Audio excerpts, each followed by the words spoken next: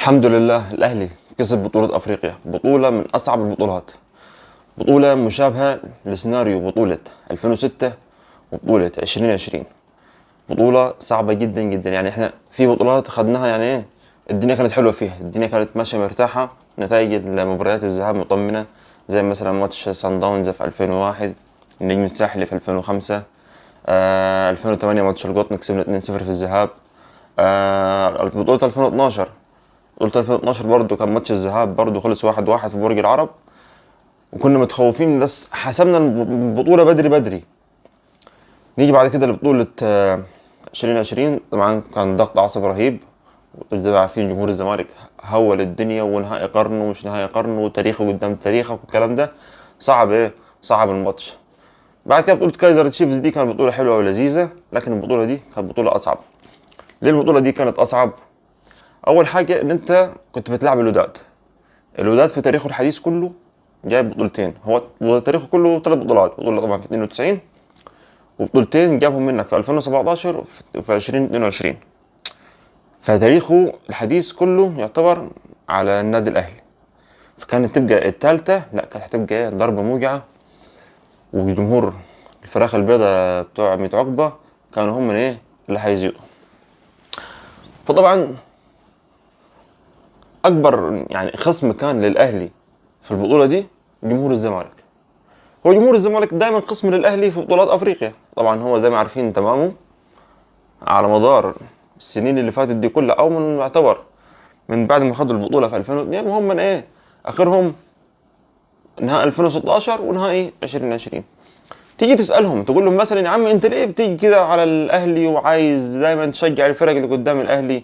هيقول لك ما انت قدام ساعة صن داونز انت جيت وشجعت صن داونز والكلام ده. طب هنعمل يا سيدي مرة من نفسي، يا سيدي مرة من نفسنا.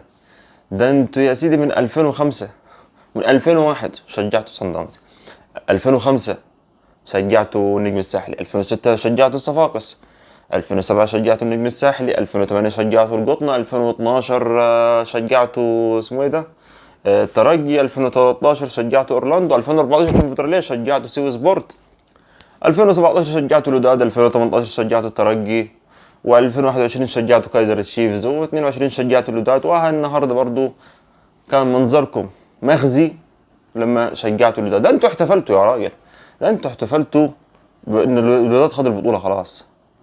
فاحنا بقى نهائيات كتير ما تجيش على مره، يعني انت اللي كل شويه تتبكري بيها.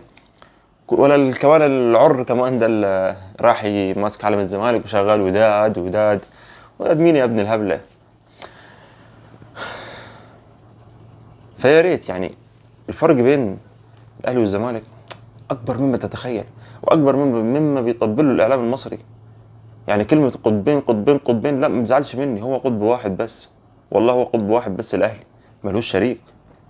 تيجي تتكلم على الكرة المصرية تحط الأهلي، بعد كده تحط الفرق كلها في خانة واحدة، بلا زمالك قطب، بلا اسماعيلي قطب ثالث، بلا مش الكلام ده، هو الأهلي بس.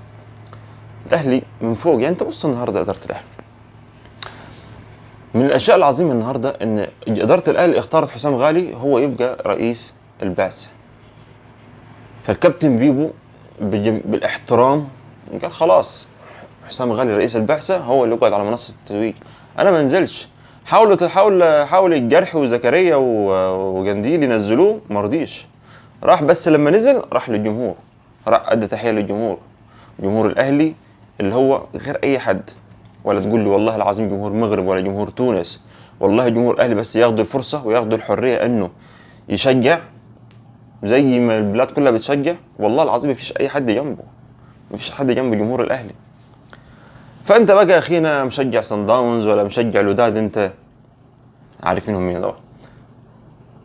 حاول انت تطور من نفسك، انت حاول تنجح نفسك، مش كل سنه قاعد على قاعد زي كده ايه تصطاد في الماء العكره، وكل سنه مصيرك تطلع من المجموعات. لا حاول تنجح نفسك، حاول تظهر نفسك، شوف ايه العيوب اللي عندك، شوف ايه العيوب اللي عندك وصلحها، بدل ما انت ماسك في زمارة رقبة غيرك وعمال تكبت فيه وتبتت فيه. لا مفيش الكلام ده. انت لو قعدت بالنغمة دي عمرك ما هتوصل ولا هتنجح ولا هتقدر. وخلال كمان يعني الميركاتو الجاي توقع ان لعيبه كتير حتى لو فكرت تروح الزمالك فيش لعيبه سوبر هتروح الزمالك الا غير لو جاب لعيبه من بره محترفين، وبعدين لما حاجه يديهم فلوسهم بعد كده بقى ايه، مش يتشك ولا الكلام ده. البطوله دي اللي كسبناها النهارده يعني الحمد لله، من خلت الواحد لما شاف المناظر بعد كده، لما مناظر معلول، لا يعني الواحد معلول يعني كان الواحد، انا واحد اثناء الماتش بعد الجون الاول كنت مشير الليل المعلول. معلول هو اللي عمل الفاول بتاع الجون، وهو الخطأ في ماتش الذهاب. بس الحمد لله يعني صح، يعني الواحد لما يكون مقهور يعني لا، يعني دموع يعني الصراحة بكتنا، دموع بكتنا. وعم منعم، عم منعم مش عايز اقول لك ايه، ربنا يبارك في كروش. كروش هو اللي اكتشف عم منعم تاني، خلى الاهلي اكتشف ان احنا غلطنا لما عاملين نطلع اعارات، رجع الاهلي واستفدنا مهاجم عملاق قبل ما يكون قصدي مدافع عملاق، لاعب اهلاوي. يعني بعد النهائي اللي فات راح لجمهور الوداد وقال لهم الاهلي رقم واحد.